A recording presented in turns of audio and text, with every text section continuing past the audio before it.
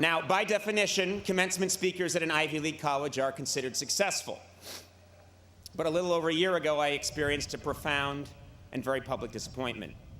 I did not get what I wanted, and I left a system that had nurtured and helped define me for the better part of 17 years. I went from being in the center of the grid to not only off the grid, but underneath the coffee table that the grid sits on, lost in the shag carpeting that is underneath the coffee table supporting the grid. It was the making of a career disaster and a terrible analogy. But then something spectacular happened. Fog-bound, with no compass and adrift, I started trying things. I grew a strange cinnamon beard. I dove into the world of social media. I started tweeting my comedy. I threw together a national tour. I played the guitar. I did stand-up, wore a skin-tight blue leather suit, recorded an album, made a documentary, and frightened my friends and family. Ultimately, I abandoned all preconceived perceptions of my career path and stature and took a job on basic cable, with a network most famous for showing reruns, along with sitcoms created by a tall black man who dresses like an old black woman. I did a lot of silly, unconventional, spontaneous, and seemingly irrational things. And guess what? With the exception of the blue leather suit, it was the most satisfying and fascinating year of my professional life.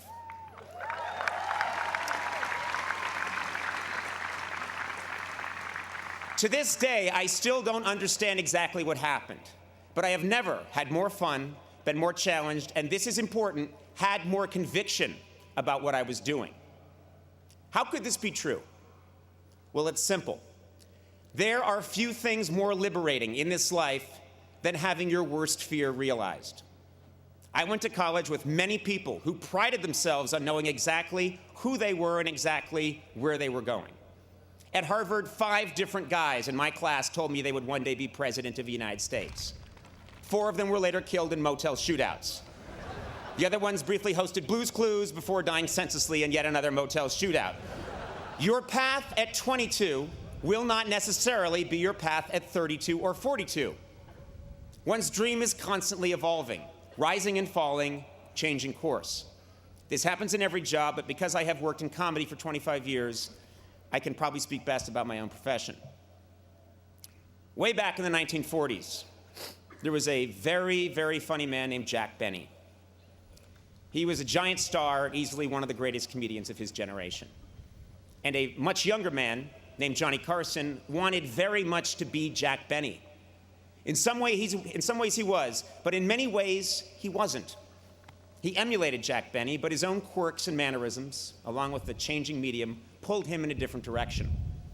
And yet, his failure to completely become his hero made him the funniest person of his generation.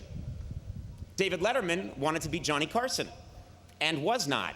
And as a result, my generation of comedians wanted to be David Letterman. And none of us are. My peers and I have all missed that mark in 1,000 different ways. But the point is this: it is our failure to become our perceived ideal that ultimately defines us and makes us unique. It's not easy, but if you accept your misfortune and handle it right, your perceived failure can become a catalyst for profound reinvention.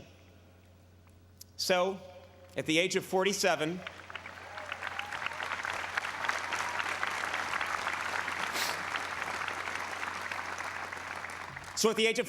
after 25 years of obsessively pursuing my dream, that dream changed. For decades in show business, the ultimate goal of every comedian was to host The Tonight Show. It was the holy grail. And like many people, I thought that achieving that goal would define me as successful. But that is not true. No specific job or career goal defines me, and it should not define you. In 2000, I told graduates to not be afraid to fail, and I still believe that. But today, I tell you that whether you fear it or not, disappointment will come. The beauty is that through disappointment, you can gain clarity, and with clarity comes conviction and true originality. Many of you here today are getting your diploma at this Ivy League school because you have committed yourself to a dream and worked hard to achieve it. And there is no greater cliche in a commencement address than follow your dream. Well, I'm here to tell you that whatever you think your dream is now, it will probably change, and that's okay. 4 years ago, many of you had a specific vision of what your college experience was going to be and who you were going to become. And I bet today most of you would admit that your time here was very different from what you imagined. Your roommates changed, your major changed. For some of you, your sexual orientation changed. I bet some of you have changed your sexual orientation since I began this speech. I know I have. But through the good, and especially the bad, the person you are now is someone you could never have conjured in the fall of 2007. I've told you many things today, most of it foolish, but some of it true. I'd like to end my address by breaking a taboo and quoting myself from 17 months ago. At the end of my final program with NBC, just before signing off, I said, "Work hard, be kind, and amazing things will happen." Today, receiving this honor and speaking to the Dartmouth class of 2011 from behind a tree trunk, I have never believed that more. Thank you very much and congratulations.